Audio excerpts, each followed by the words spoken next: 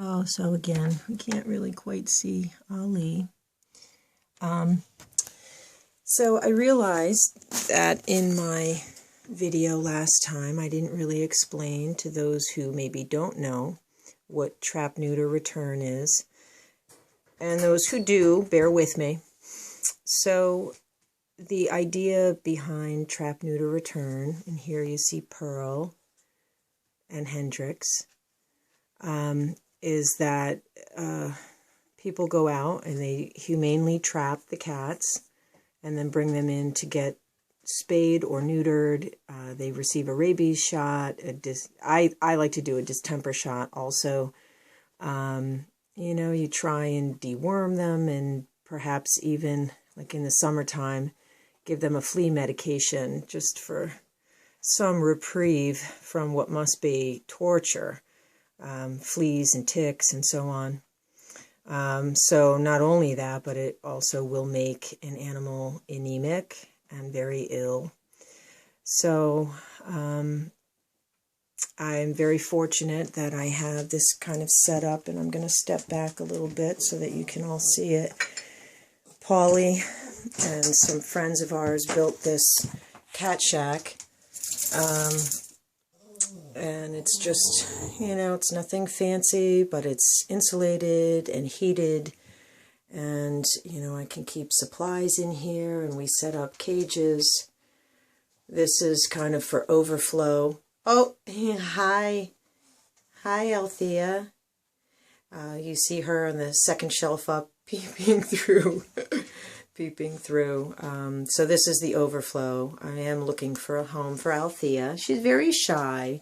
And her sister. Hi, beautiful girl. We trapped these guys over the summer. Hi, beautiful girl. I had gotten a video of Lacey with Billy. Hi, sweet Pete. Oh, you're such a cutie. And she's such a sweetheart. She's a little nervous right now because I have this thing pointing at her. And then Frank comes into the cat shack with me. Of course, I make sure that he's safe from some of the cats, you know.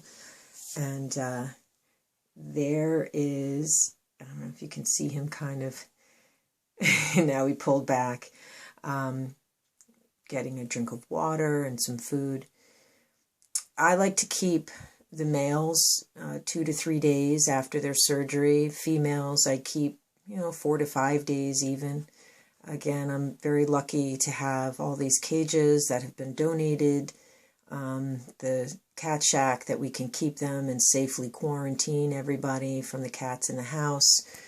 And it also gives us an opportunity to see if somebody is ill or needs a little bit of extra care, maybe course of antibiotics, that type of thing.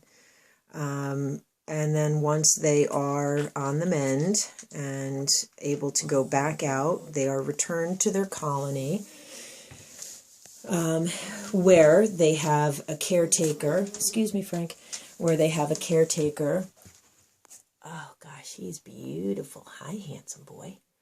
Where they are provided food and water every day. There's a lot of people out there that are so dedicated to their colony. It's really amazing. And they also have shelter. We build these really cool shelters that are insulated. It's a dog crate inside of a dog crate and well insulated with some hay. And they can, it actually gets toasty in there. So on these frigid temperature days, it's nice to know that they have shelter and they can hunker down with their colony mates and be safe. And I saw something posted, Lillian Dembski from Newburgh Scats, this really cool, she was calling it, oh, I wish you could see Ollie. She was calling it the condo. There was a 2-room and even an eating area. It was hysterical. But in seriousness, it probably is saving their lives. She's got a couple of older girls over there and is giving them antibiotics because one has an upper respiratory infection. which can easily lead to very serious infection and death if not addressed. Loss of eyes, where the conjunctivitis will just really get very seriously infected and their eyes suffer for it. So that's kind of what, I guess, the basics of TNR is, that they're trapped, spayed, neutered, cared for, and released back. And the idea is that it will prevent kittens from being born and the cycle from continuing. As my friend Carol likes to say, it's security at your back door. They prevent other cats from coming in.